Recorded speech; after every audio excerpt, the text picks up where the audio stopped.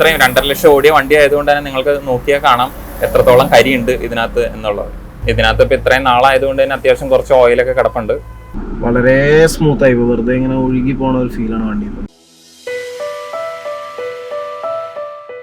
Hi friends, ഞാൻ Nikhil, torque Motors എന്ന engine ഡീകാർബണൈസിംഗ് സ്ഥാപനത്തിൻ്റെ ഉടമയാണ്. കേരളത്തിൽ വണ്ടികളെ സ്നേഹിക്കുന്ന ആളുകളിൽ ഒട്ടുമിക്ക പേരിലും ഉള്ള ഒരു സംശയമാണ് ഇതിനാണ് ഡീകാർബണൈസേഷൻ എന്നുള്ളത്. ഞങ്ങൾക്ക് തന്നെ ഫേസ്ബുക്കിലും കോളുകളിലും പേഴ്സണൽ കോളുകളിലും ഇഷ്ടംപോലെ പേര് ചോദിക്കുന്നുണ്ട് എന്താണ് ഡീകാർബണൈസേഷൻ എന്നുള്ളത്. അതായത് ഏതൊരു ഇന്ധനവും ബേൺ ചെയ്യുമ്പോൾ അതിൻ്റെ അകത്ത് നമുക്ക് കാർബൺ ഉണ്ടാവുന്നുണ്ട്. ഇപ്പോൾ നമ്മൾ ഒരു വിറകടുപ്പെടുത്തോ, അതിനകത്ത് നമ്മൾ വിറക് കത്തിക്കുമ്പോൾ അതിനകത്ത് ഡെവലപ്പ് ചെയ്യുന്ന കാർബണാണ് നിങ്ങൾ ചുറ്റിനുള്ള മതിലിൽ കാണുന്നത്. അതുപോലെ ആ ചിമ്മിണിയിൽ നോക്കിയാൽ അതിനകത്തും കാണാൻ പറ്റും. ഇനി ഗ്യാസ് അടുപ്പ് ആയിക്കോട്ടെ, ജീവിതകാലം മുഴുവനൊന്നും ഒരു ഗ്യാസ് അടുപ്പ് ഉപയോഗിക്കാൻ പറ്റില്ല. ഒരു ഗ്യാസ് അടുപ്പ് കുറച്ച് നാൾ ഉപയോഗിച്ച് കഴിഞ്ഞ് കഴിയുമ്പോൾ അത് നമ്മൾ അതിൻ്റെ അകത്ത് ബർണറിലെ കരി കുത്തി കളയാൻ കൊടുക്കും. അപ്പോഴാണ് പിന്നെയും പഴയ പെർഫോമൻസിൽ അത് ഓടുന്നത്. അതുപോലെ തന്നെയാണ് വണ്ടികളുടെ കാര്യം. വണ്ടികളിൽ ഇപ്പോൾ പെട്രോൾ ആയിക്കോട്ടെ ഡീസൽ ആയിക്കോട്ടെ, ഈ ഒരു വാൽവിനും ഈ ഒരു പിസ്റ്റണിനും ഇടയിൽ ഫ്യൂവൽ ബേൺ ചെയ്യുമ്പോൾ അതിനകത്ത് നല്ലൊരു ശതമാനം കാർബൺ ഉണ്ടാവുന്നുണ്ട്. ഇതിനകത്ത് ഒരു ചെറിയൊരു ശതമാനം കാർബൺ തിരിച്ച് സിലിണ്ടറിൻ്റെ അകത്തേക്ക് തന്നെ റീസർക്കുലേറ്റ് ചെയ്യുന്നുണ്ട്. അതിന് നമ്മൾ EGR വാൽവ് എന്നൊക്കെ പറയും, റീസർക്കുലേറ്റ് ചെയ്യാനായിട്ട്. ഡെവലപ്പ് ചെയ്യുന്ന കാർബണിൽ കുറച്ച് ഭാഗം സിലിണ്ടറിൻ്റെ അകത്തും എഞ്ചിൻ്റെ പല പാർട്സുകളിലുമായിട്ട് പിടിച്ചിരിക്കുന്നുണ്ട്. അപ്പോൾ അത് ക്ലീൻ ചെയ്യാനായിട്ട് ഒരു 3-3.5 വർഷമായിട്ടുള്ള ഈ ഒരു ഡീകാർബണൈസിങ് എന്ന് പറയുന്ന ഒരു ഇത് കേരളത്തിൽ അറിയപ്പെട്ടു തുടങ്ങിയിട്ട് പുറം രാജ്യങ്ങളിലൊക്കെ അതിന് മുമ്പേ ഉണ്ട്. കരി അടിഞ്ഞു കൂടുമെന്ന് മനസ്സിലായില്ലേ? ഇനി ഇതിനെ എങ്ങനെ നീക്കം ചെയ്യും?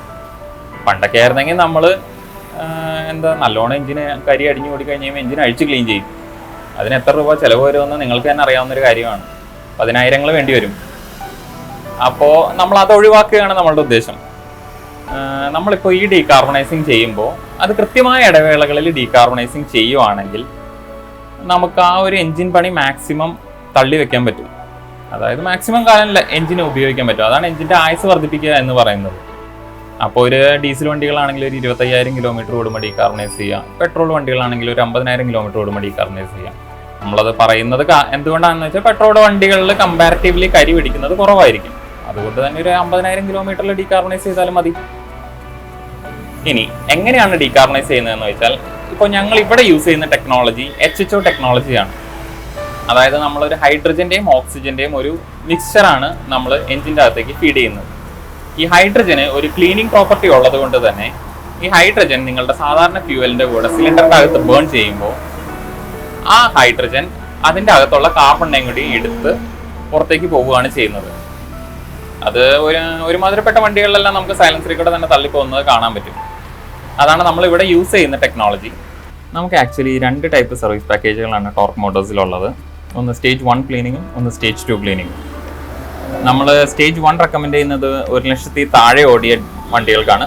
സ്റ്റേജ് 1 എന്ന് പറയുന്നത് നമ്മൾ ഹൈഡ്രജനും ഓക്സിജനും ഉപയോഗിച്ച് എഞ്ചിൻ്റെ അകത്തുള്ള കരി നീക്കുന്ന പ്രക്രിയയാണ് സ്റ്റേജ് 1 എന്ന് പറയുന്നത്. അതിനകത്ത് നമുക്ക് എഞ്ചിൻ സിലിണ്ടറിൻ്റെ ഇൻഡെപ്ത് ക്ലീനിങ്ങും വരും.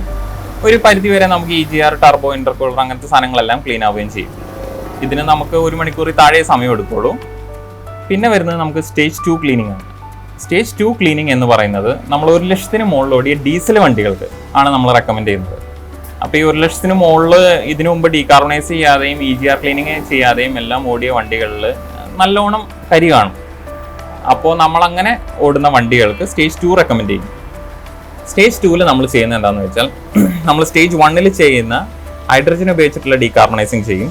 അത് നമ്മൾ സിലിണ്ടറിൻ്റെ അകം ഇൻഡെപ്ത് ക്ലീനിങ്ങിന് വേണ്ടി ചെയ്യും. അതുകൂടാതെ EGR, ഇന്റർകൂളർ, ടർബോ മുതലായ പാർട്സ് എല്ലാം നമ്മൾ അഴിച്ചെടുത്ത് ക്ലീൻ ചെയ്യുകയാണ് ചെയ്യുന്നത്. അപ്പോൾ ഈ പ്രോസസ്സ് ഇത്തിരി ലെങ്തിയാണ്, കാരണം അത്രയും കമ്പോണൻസ് അഴിച്ചെടുത്ത് ക്ലീൻ ചെയ്യണമല്ലോ. അപ്പോൾ അതുകൊണ്ട് തന്നെ നമുക്ക് ഒരു 2 ദിവസം മിനിമം വണ്ടി ഇവിടെ നമ്മുടെ സെൻറ്ററിൽ ഇടേണ്ടി വരും. അതാണ് നമുക്ക് സ്റ്റേജ് 2 ക്ലീനിങ് വരുന്നത്.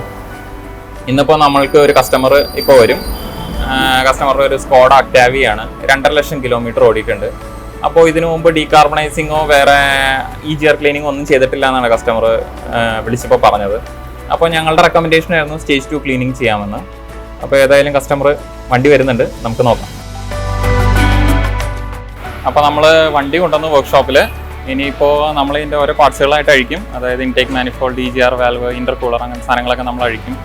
അത് കഴിഞ്ഞിട്ട് നമ്മളത് ക്ലീൻ ചെയ്യും. അപ്പോൾ നമുക്ക് ക്ലീൻ ചെയ്യുന്നതിന് മുമ്പ് എന്താണ് ഓരോ പാർട്സിൻ്റെയും കണ്ടീഷൻ എന്നുള്ളതൊന്ന് നോക്കാം.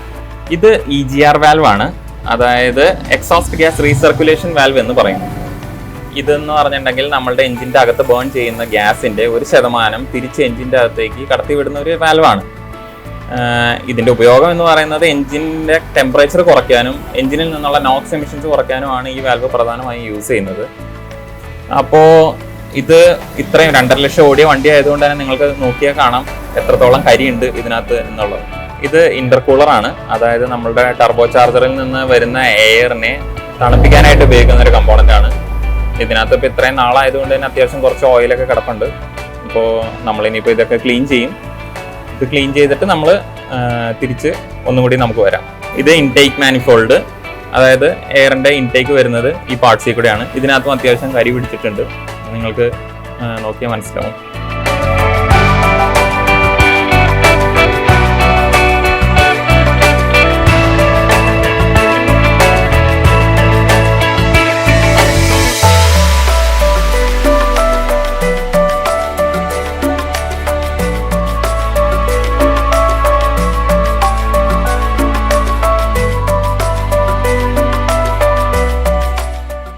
അപ്പോൾ നമ്മളുടെ പാർട്സുകളൊക്കെ ക്ലീനിങ് കഴിഞ്ഞു. പക്ഷെ ഇപ്പോഴും നമ്മൾ സിലിണ്ടറിന്റെ അകത്തുള്ള ക്ലീനിങ് ഇതുവരെ ചെയ്തിട്ടില്ല കേട്ടോ. സിലിണ്ടറിന്റെ അകമാണ് ഇനി നമ്മൾ ക്ലീൻ ചെയ്യാൻ പോകുന്നത്. അതാണ് നമ്മൾ ഹൈഡ്രജൻ ഉപയോഗിച്ചിട്ടുള്ള ഡീകാർബണൈസിംഗിൽ ചെയ്യുന്നത്. ഇത് ബബ്ലറാണ്. ഇതൊരു സേഫ്റ്റി അറ്റാച്ച്മെന്റ് ആണ്. In case of any fire, ഇത് വലിയൊരു ഫയർ ആവാതിരിക്കാനായിട്ട് ഫ്ലെയിം അറസ്റ്റ് ചെയ്യാനുള്ള ഒരു സാധനം. അപ്പോൾ വണ്ടിയുടെ വർക്കെല്ലാം കഴിഞ്ഞു, നമ്മൾ പാർട്സ് ക്ലീനിങ് കഴിഞ്ഞു, ഡീകാർബണൈസിങ് കഴിഞ്ഞു. ഇനി നമുക്ക് ഒരു ടെസ്റ്റ് ഡ്രൈവിന് പോകാം. വണ്ടിയുടെ ഇനീഷ്യൽ പിക്കപ്പിലും ആ ഒരു വണ്ടി എടുക്കുമ്പോഴുള്ള ടർബോ ബൂസ്റ്റിലും നമുക്ക് നല്ല ഒരു ഡിഫറൻസ് മുന്നേ വണ്ടി കൊണ്ടുവന്ന് തന്നതിനേക്കാളും നമുക്ക് ഫീൽ ചെയ്യുന്നുണ്ട്. വണ്ടിയുടെ വൈബ്രേഷൻസ് ഒക്കെ കുറഞ്ഞ് വണ്ടി നല്ല സ്മൂത്ത് ആയിട്ടുണ്ട്. ഒരു എന്താ പറയാ, പുത്തൻ വണ്ടി ഓടിക്കുന്ന ഒരു ഫീലാണ് ഇപ്പോൾ. ഇനി കസ്റ്റമറിന് എന്താ പറയാനുള്ളതെന്ന് നമുക്ക് നോക്കാം.